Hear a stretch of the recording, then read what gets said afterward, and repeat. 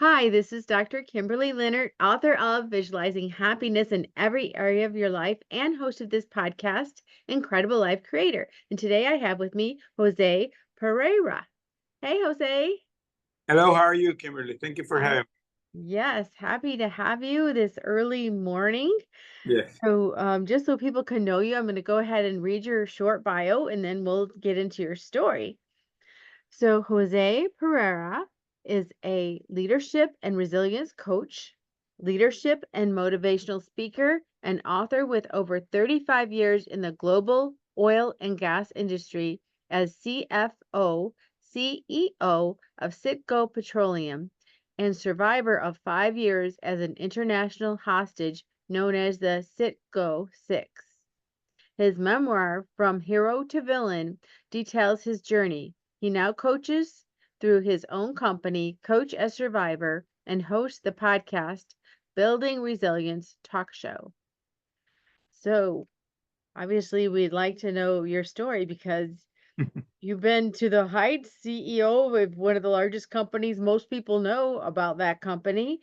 And then being a survivor of a hostage Yeah. situation. So yeah, tell us your story. Well, I'm Venezuelan born, so I'm Venezuelan American. But I began my career in the oil and gas in 1985 when I was living in Venezuela in PDVSA. PDVSA is Petróleos de Venezuela, the national oil company. And when I began my career, PDVSA was the fifth most largest oil and gas company of the world. So it was a big deal working there.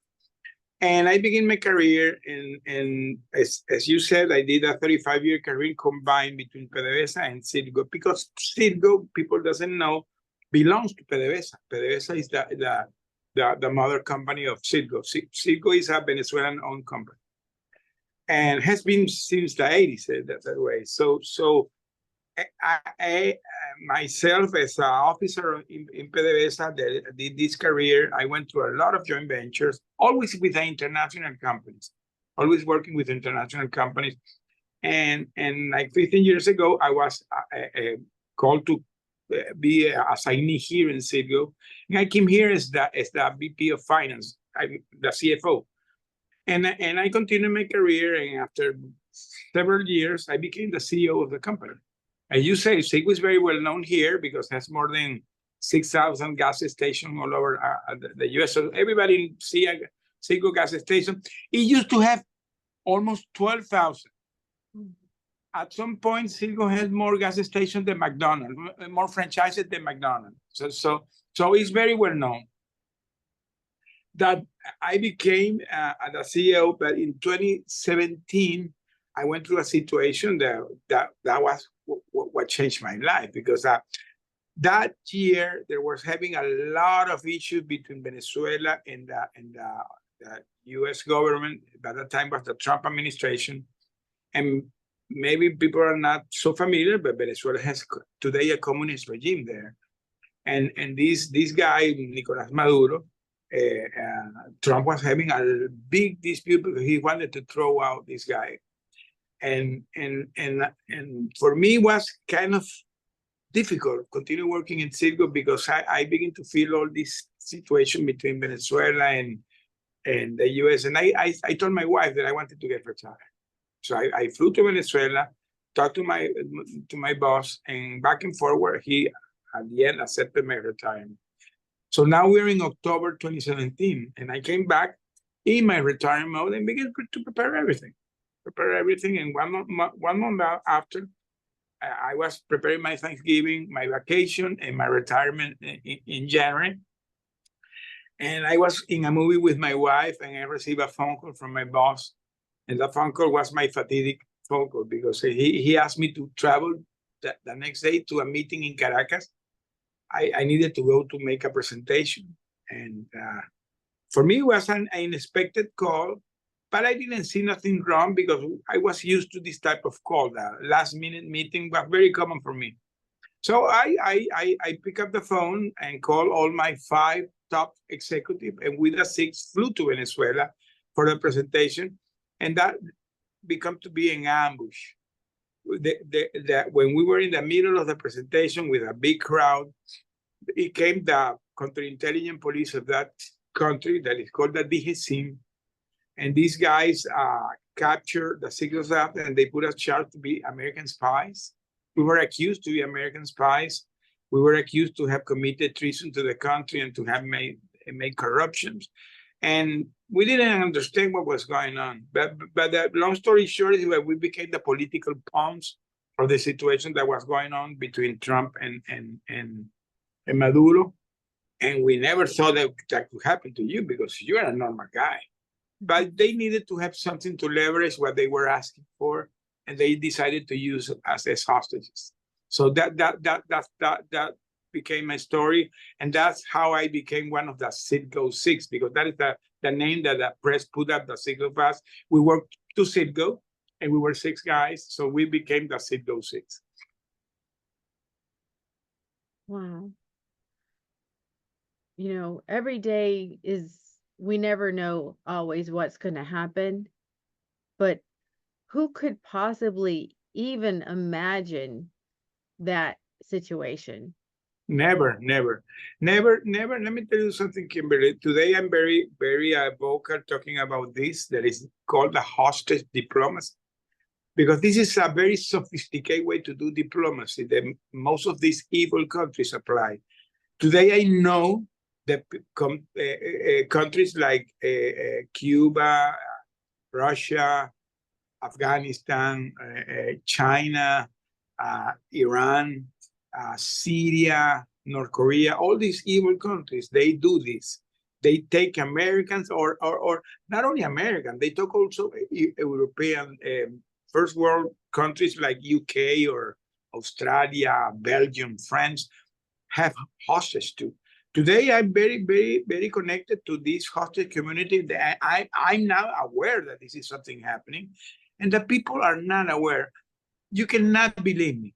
Even we went through this situation, and after us, we're taking another more American. At some point, Venezuela was one of the most important countries in the world having American hostage. It used to have almost 20 Americans. Today, all those Americans were freed.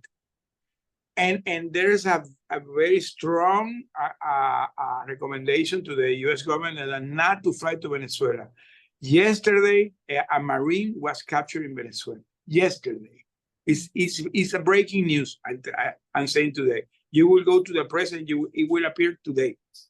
A Marine that was in Venezuela, I don't know what was doing there, because for me, it's ridiculous that somebody can go to there in this moment, but was captured today. So today, now, there's a new hostage in Venezuela. It's a Marine. I don't know his name. And this is something that is happening so frequent. You saw the case in the Middle East recently, the unfortunate 6 bodies that were found, because they can kill you. If they don't find what they're asking for you, they can kill you. They can kill you, and that's what happened to us. We became the hostage, and the next 5 years we kept in the ups and downs in the relation between the two countries. 5 years is a very long time. Oh yeah, but unfortunately, the average when you are taking hostage is 5 years. That's the average across the board. All the hostages that are all over the world, the main time that they stay are 5 years. Some stay even 10 or 15 years even. Some never come back. So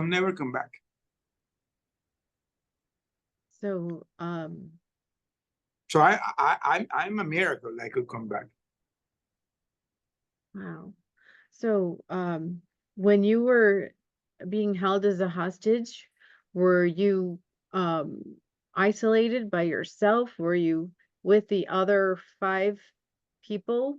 No, the first year we were separated, the 6. I saw my other colleagues 1 year after. 1 year after, the first year I was isolated, and I didn't have no clue where they were, because they never told me nothing. The way this guy operated, they never tell you nothing. So you are blind. You don't know what's going on. You don't have a watch to see what time is. You have the lights all the day turned on. They put in a confined place, so you lose the sense of time. And at some point, you don't know what's going on.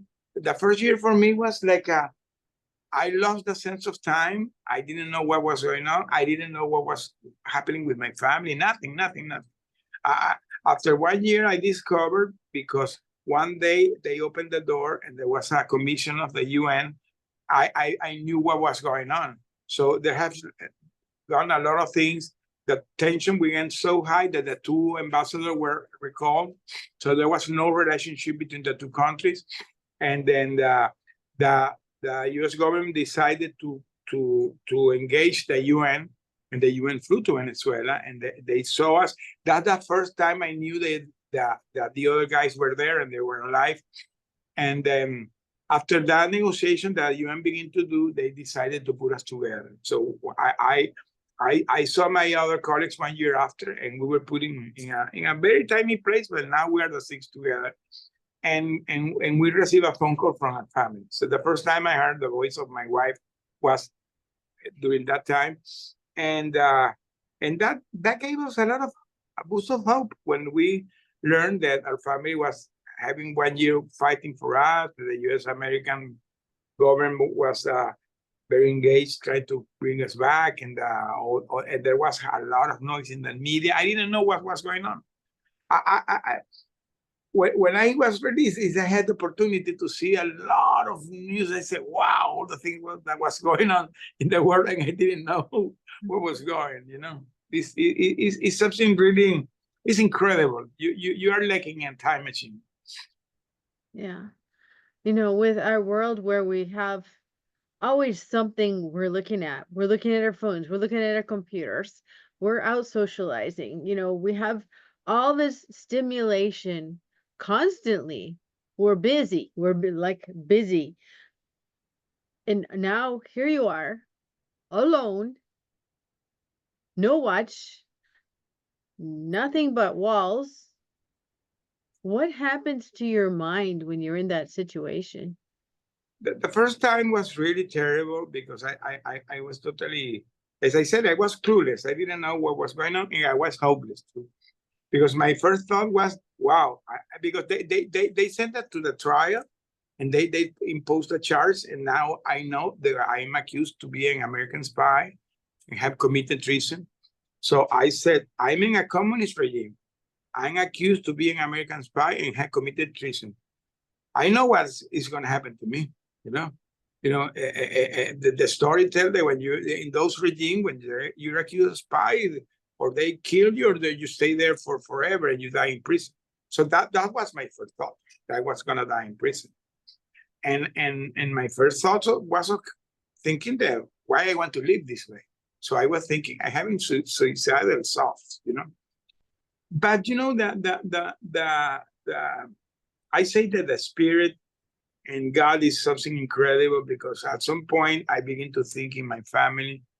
I begin to think in the life that was waiting me outside, and I decided to change my mindset.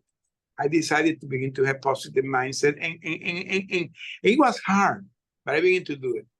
And I didn't. I was only seeing walls, but my thought began to change. And I begin to have more positive thought, always thinking in my family, and thinking that I really was going to come back. And when I had the opportunity to talk with my wife, and when I saw my other colleagues that we were crying when we saw each other, I believe that we truly were going to come back.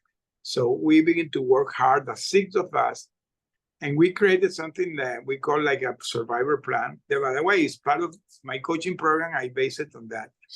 And we created a routine, a daily routine that we created to be busy all the day. And we stick doing that routine during the next 4 years. A daily routine, a very comprehensive routine that begins from early in the morning until the midnight. And that concluded when we were praying and reading the Bible, and it began to work, because we were busy doing things, and we didn't have time to have negative thoughts. And by the way, we discovered that we had a lot of commonalities, because that is something also very, for me, was weird. 6 guys chosen randomly, and now we know that 6 of us has 30 plus years married. So we all of us had 30 plus year marriage. Can you imagine that the possibility that happened? It was really random. That was God. That was God. Because one had 31 years, the other had 32 years, I had 31, the other had 35. So now we have long-term marriage, wonderful family that was waiting outside. Oh, Kimberly, I can tell you that was a game changer, because now we had a lot of things in common, and we were all the day talking about the families and and a wonderful life that was waiting.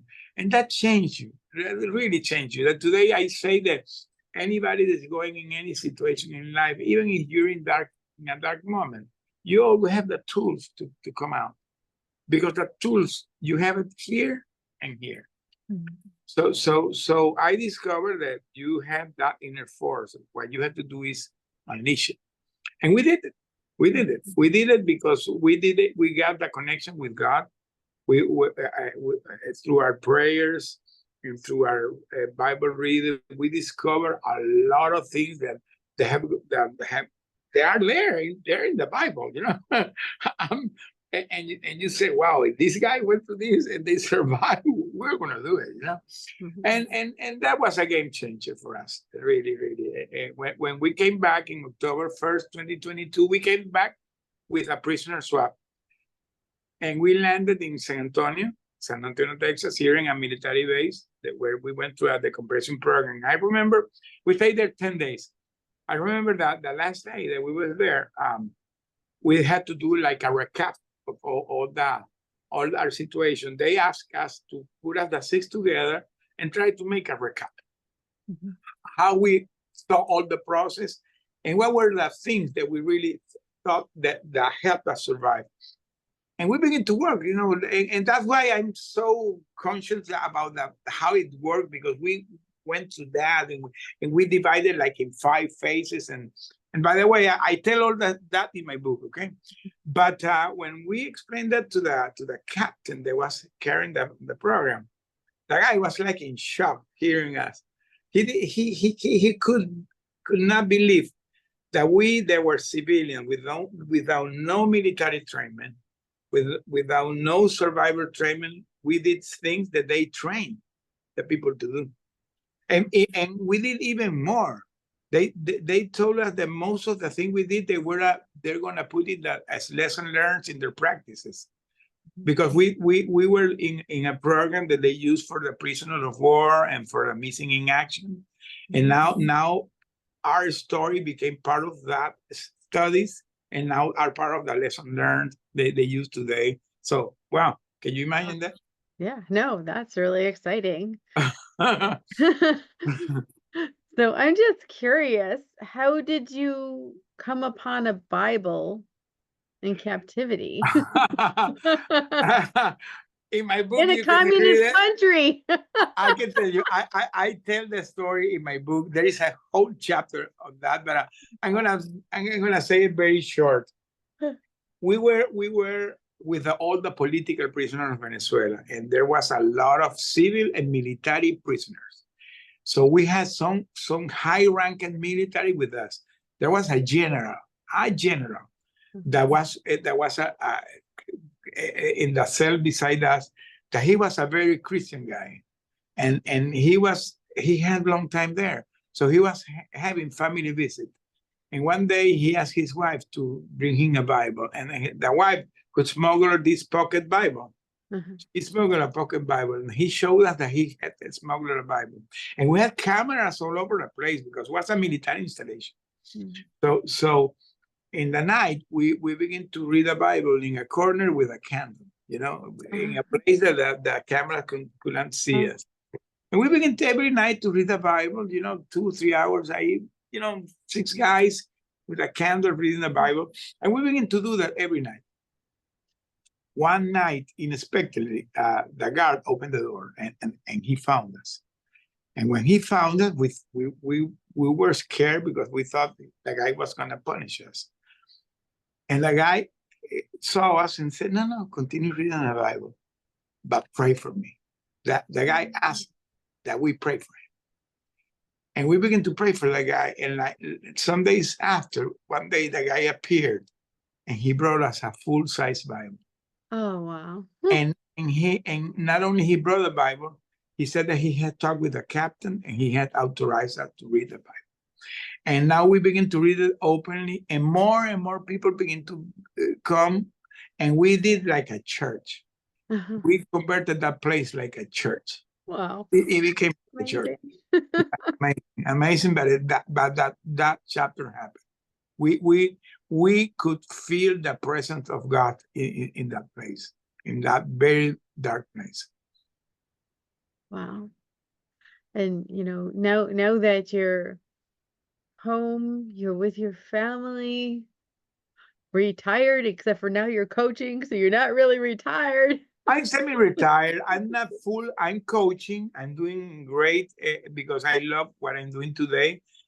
I was in my previous life a guy that workaholic, 20 hours per day, all the day, every year, traveling all over. Today I have a quiet life. I coach, but not. I don't have that stress that I had in the past. I also do speaking. I do speaking, so I'm invited to events, so I go there to speak. And I wrote my book. There is this one there, From Here to Villain. So this is my book, and today I promote the book. I invited the events. I talk about it. So my life did a total pivot, all my career, my life, everything. And today I decided, because my wife and me are very close to our church, and I do church service today. I belong to two groups that we have in the church, and I completed my leadership training in my church, and I have been more and more involved today in my church. Yeah. So how was it when that day you finally got to go home, see your wife, see your family? How was that after not seeing for 5 years? Well, it's very complex because, as I say, you come like coming in a time machine. You find a world that at the beginning you don't recognize. I always talk about the movie Castaway, when Tom Hanks came back. That scene there where he saw like he didn't belong. That was my first feeling, because I saw now my grandsons are grown up. My sons, I see them different. My wife was different because she had 5 years dealing alone with this. So now I see a very independent lady that I didn't recognize her. So at the beginning was a shock. And the fortune that I had, that they assigned me a therapist that today I still have. I had every Thursday with her. Yeah, I had a session yesterday because we did a change this week, but I have every week with her. She had with me all this time, and had been an evolving process. I was talking yesterday with her, by the way, and I told her that because we feel that now I could close a cycle, and I said my next book is going to talk about that how is the life after you come, because the people never know. People think that it's a love story that ends when you come back, and that's not true. That's not true. That's the beginning of a new journey. It's a new journey because now you have to rebuild your life, rebuild everything. So I'm going to write my second book related to that. How is the life after you come back? It's a very complex process. Not easy. Not easy. Yeah, I mean, I would think even how you interact with each other, everything would be so different. Like you said, like almost like meeting again, because the growth you went through, and I'm sure the growth that she went through. Uh, uh, For us, has been key our connection with our church, because we discovered path that now we're more aligned back. But it took us a time to do it because we were like two people that at the beginning we didn't recognize each other, and now we're rediscovering, and I like how we're getting it, you know. Yeah, yeah, so cool. So, you have children, you have grandchildren? I had 3 children grown up, 2 of them already married. I had 3 grandsons, and all of them are around, so they live nearby, and it has been great knowing. For example, my grandchildren, the eldest one, they never told him what was going on with me. But you know, the kids have internet, you know, so he was Googling my case, so he knew what was going on. And when I was editing my book, he was always with me. Hey, Grandpa, tell me about this, you know. So it became like it has been a journey for me. But yeah, I love them, and they're like kind of proud, you know. Hey, my grandpa went through this, but now he's a hero, you know. You are a hero. You are. Oh my goodness. So now you said you are involved with, other groups about people who are going through the same situation. Um, what are those groups? What if people are going through that? How do they connect in those type of Oh groups? yeah, this is incredible that this group are not so well known because they don't promote what they do. There is a big hostage community because this is something that unfortunately it has becoming bigger here in the U.S. Americans get caught in other countries. Okay, so today are several foundations that work supporting families and supporting former hostages when they come back. So I work almost with all of them. There is a foundation called the James Foley Legacy Foundation. By the way, yesterday was the 10th anniversary of the disappearance of James Foley. James Foley was a journalist that disappeared in Syria, and when no, sorry, not Syria, was Afghanistan.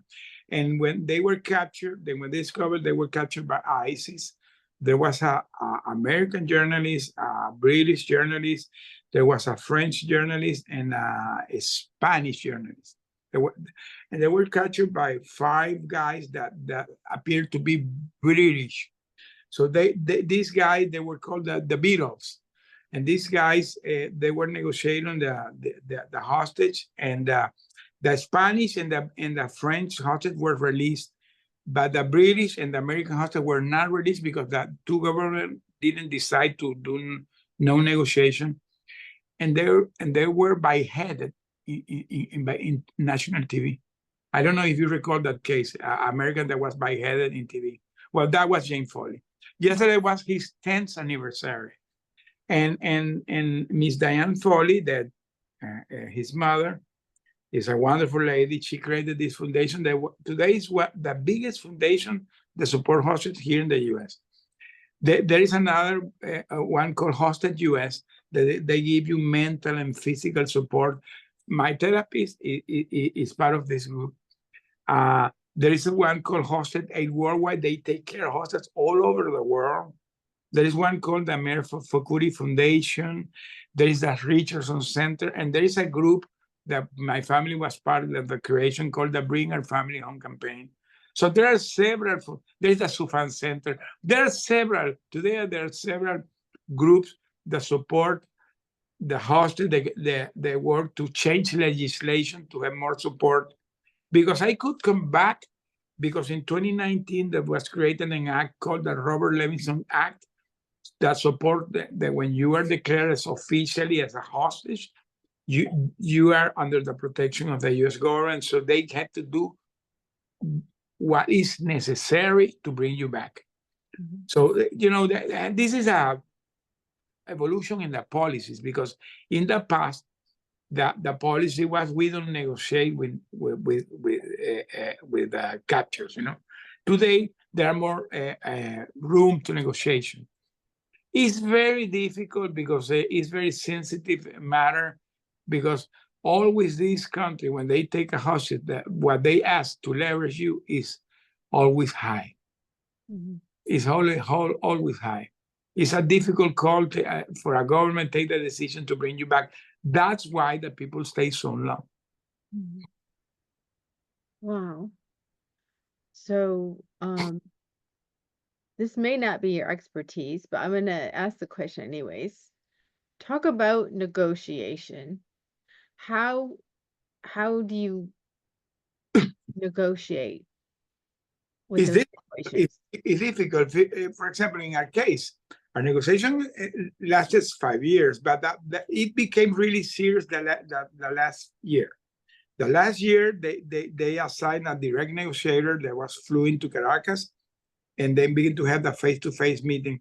But these guys begin to ask, first, to get sanction relief. Second, they begin to ask to get lifted an oil embargo. Third, they were asked, there's a very famous drug lord that they were asking that guy for us. At the end, we were negotiated by the two nephews of Maduro. So, but they begin to ask a lot of things, and then, it takes long back and forward, negotiation, no, this, no. You become a bargain chip. You become a bargain chip. You're in the middle waiting that they get some agreement. That's it. If they don't get an agreement, you never come back. You will never come back. So, talking about this makes me think, do I want to travel anywhere? Well, when I heard about this Marine that was captured yesterday, my first thought is what the guy was doing in Venezuela.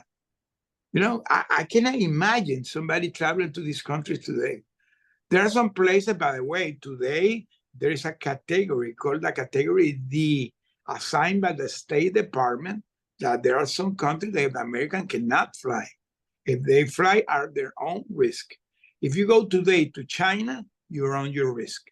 If you're going today to Russia, you're on your risk. If you're going today to Iran, you're on your risk.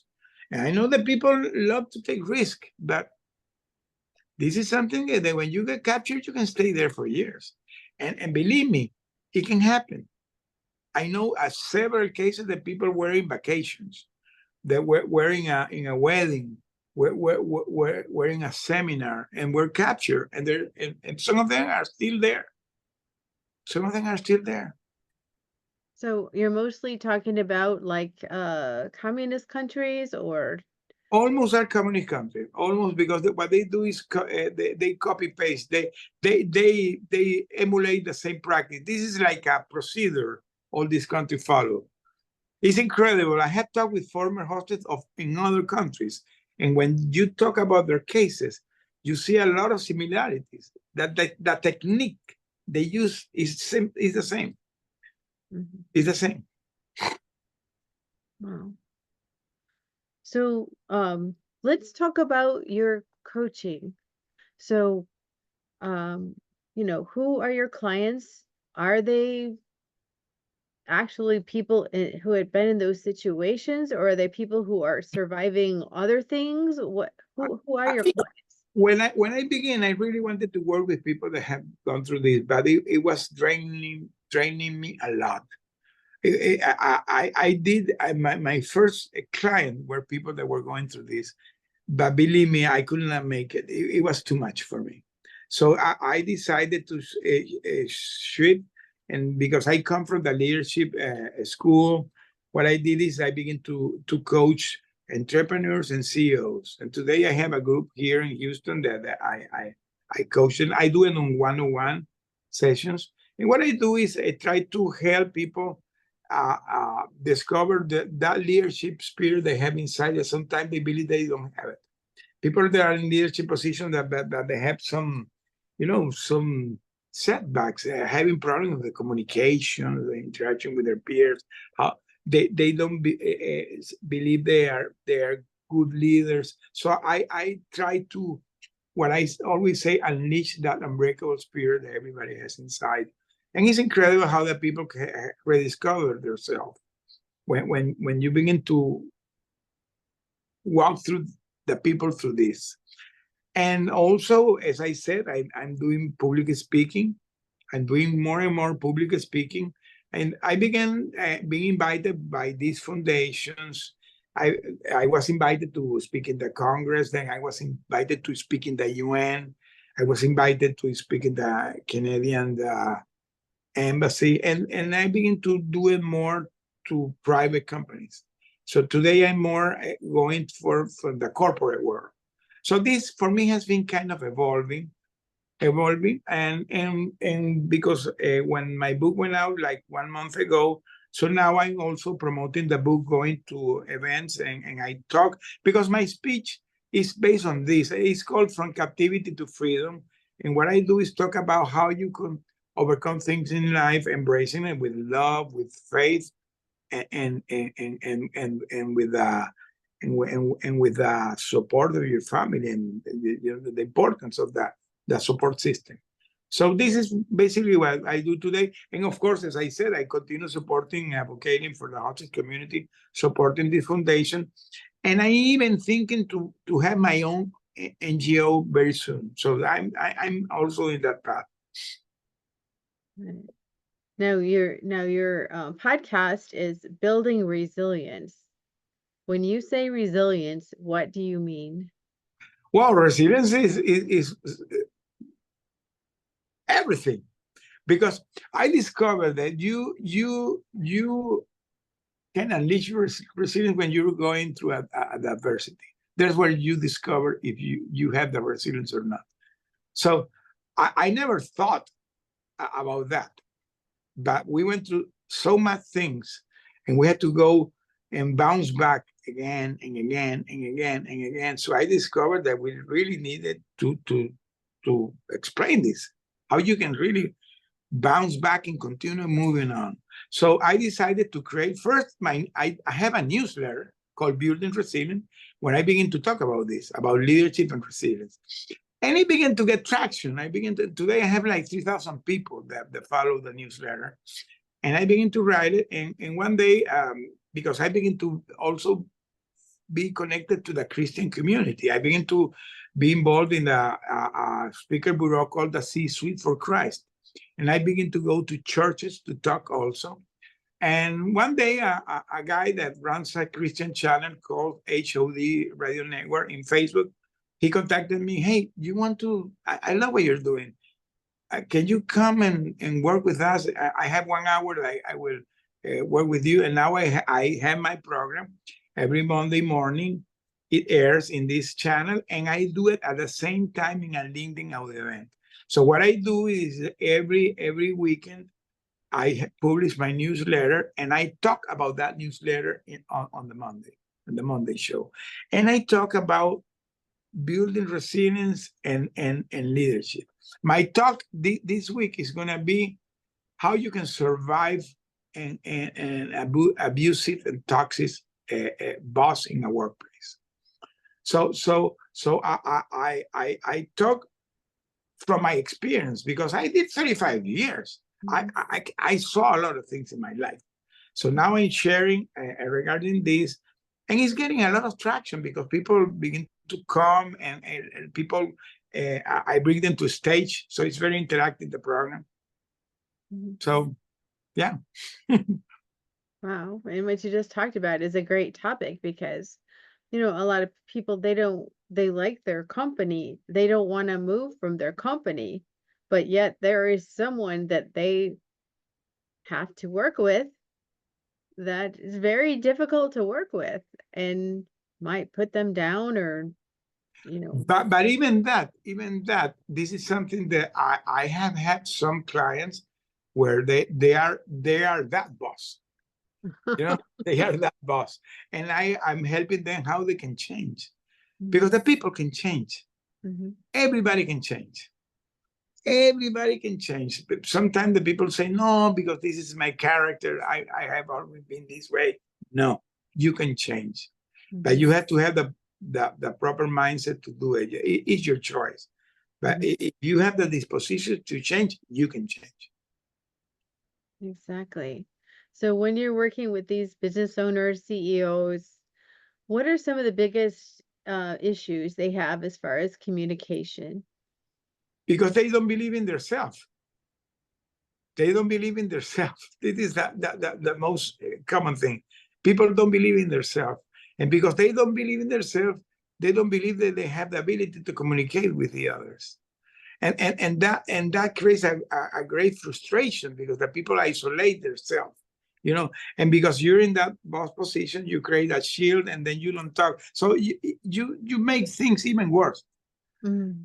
Even worse. And sometimes you have employees very frustrated, very satisfied because it's a boss that never talk with them. And it's because maybe the guy is even sometimes I have clients that the problem they have is they're shy. They don't know how to communicate with the others. So this is part of the thing that I do. Try to put the thing together and make them understand that they really can make it. And when people discover that they can do it, it's something, it's liberator for them, knowing that they really can do it. So this is the most common thing that I find. People don't believe in themselves. Wow. And you think if someone got up to C-suite, so they've gone up in the company, you don't just arrive at C-suite, you have to have experience. So they had to have win after win after win, success after success. Otherwise, no one would put them in that position. Yeah, but the people when they go to this position, one of the big problems that they have is that because I went there, I was there.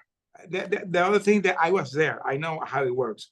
When you go to this position, at some point, you get isolated because now you're only talking with your managers, your top managers. So you begin to have like a isolation. So you lose the sense of the reality. If you don't have that contact, you lose the sense of reality, and you don't know what's going in the bottom. Mm-hmm. So and sometimes, and this is something very heavy to say, but sometimes the people that they are with you are not telling you the truth. So now you're thinking that you're doing okay, and maybe the company is not doing okay. So you need to have that connection, and you need to how to connect with the people. For example, I remember that when I was the CEO, one of the things that I really always did is I came very early to the company, and I did a walk in the building. I did a walk and I talked with the people, and I have a direct talk with the people. And every week we created like a random selection of the people, and we had a meeting with them. A random people. Mm-hmm. Of the 3,000 employees, we choose a random person and we brought it to the meeting room. And we have a lunch with that guy. And we have a direct conversation to them to know how they were feeling. And believe me, you can find things that way that you will surprise how the people. And the other thing is that you have to be open. You have to be open with the people. This is something that also that I tell the people: be open, be human being. Mm-hmm. When you discover that you can be a open human being, you become more empathic, and that is like law of attraction. The people begin to follow you, and then it's automatic. This is automatic process. When you discover this everything comes along. Mm-hmm. And I see that how that process would, first of all, you'd get ideas you wouldn't even think of. Because when you're just looking at the whole picture, you don't think of the day-to-day things, the small things that could make things better that, the employees, they're in it every day. They can say, oh yeah, we should do this and we do this. But of course, a lot of times they're not listened to. But also it would create loyalty, I would think, if they felt like you cared about them. I discovered something that because again, today that I'm more connected with God. I know that God was putting me in the path, doing things that I didn't know why that was part of my process. I did my career working with international companies. So I work with a lot of international companies. I work with my first assignment with an Italian company. Then I was with a Japanese company. Then I worked with Chinese companies. Then I worked with British companies, American companies, French companies. So a lot of cultures. And when you begin to work with so much cultures. One of the things they always connect with the people is when you connect with them as simple human being. No matter what the difference in language, in culture, in religion, everybody connect that way.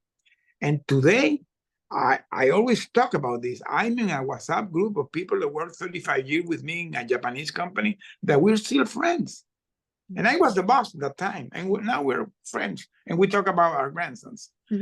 Because when you make that connection, no matter what is the culture, no matter what is the language, no matter what is the religion, you connect with the people because everybody at the end is people. So this is something that for me, I had that wonderful opportunity to have that multicultural connection. So for me, it's very easy today to talk about this because I went through that process. Yeah. And it's just great advice to remember that we're all just people, and we all have families, friends, grandkids, upsets and happiness, and we're just people. I'm going to say something that I always joke about this. When I work with a Japanese company, because I love the Japanese culture, by the way, I always talk about Japanese because this is a culture that for me is incredible. I love it. Well, I worked with this company in the 90s. And I remember my son was very young, was a kiddo, and there was a Japanese assignee, and one of the guys, his wife became a friend of my wife. And they begin to invite us to their house. That is not so common. The Japanese, when they invite you to your house, it's because they feel they trust you.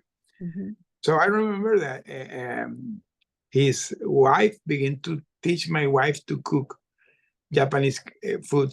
Today, my wife is a great Japanese cooker. I was going to say, Japanese food is really good. And it's difficult to prepare, but she does it very well because she was trained by a real Japanese person, That is awesome. Yeah. Actually, my first husband was from Japan.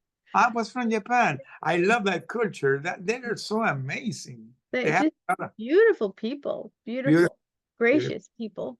Yeah. So you know what I'm talking about. Oh yes, definitely.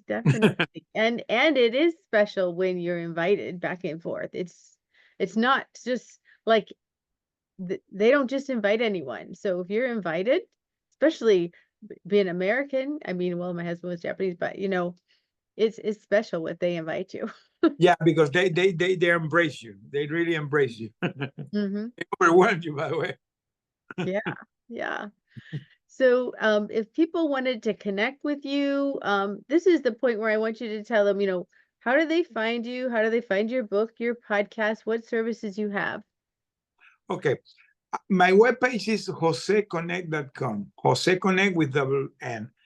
Very easy. In my webpage, you will find everything. I have a coaching page. I have a speaking page. I have a book page. And I have a media page. And I have a page for my newsletter and my podcast. So you can find there my YouTube channel too, because I have a YouTube channel too. So my coaching, you will find there my one-on-one coaching and my group coaching there. You can see all the program there. If somebody is interested in my program, I do it in presence or virtual. My speaking, I have all my one page with all my topic, and there's a lot of video of my speaking in stage. So you can see my speaking there. You can see how that I have done several speeches. My book, I have it in Amazon, but in my webpage, you can find all the links in all the medias, Amazon, Barnes & Noble, Ingersoll Park, several other outlets. And I have a complete page in my webpage that is my media page, because I have been done a lot of interviews. I was interviewed by Anderson Cooper. I have been several times in CNN, in ABC, and NBC. I have been interviewed by Wall Street Journal, New York Times, Washington Post. I have done a lot of interviews, I can tell you. And podcasts, I also have a lot of podcasts there. My own podcast as host, and some podcasts as a guest. So and my newsletter that is there. So you can find everything there. And the other way to find me is LinkedIn. That I'm very active in LinkedIn, but the most easy way is my webpage, joseconnect.com. Okay. Thank you. So now I have a personal question. What gives you the most happiness and fulfillment in your life at this point? I express gratitude of the small things in life, and I enjoy that today I have that better connection with my family, with my wife, and with God. That gives me a lot of joy and a lot of peace. Yes. Thank you so much. And thanks for being on the podcast today. Thank you. Yes. So I have one last question before we finish. What is your best advice on living an incredible, amazing life? Every second count. You have to really live your life like it was the last minute in your life, because you don't know when the life is gonna be gone. Sometimes the people don't fulfill their life waiting for something that you don't know if it's gonna come. So you really need to live your life. I'm not saying to live a wild life. You have a grateful life, and try to live it with a connection. I'm a man of God today, so I believe that you need to get a connection with God. This is the source of everything, and you will find all the answers there. But every second count for the people that hear this. Every second count, because that's my story, and I'm saying because that's my story. All right. Well, thank you so much, Jose. Thank you for having me. Yeah, we'll talk to you again soon. Okay.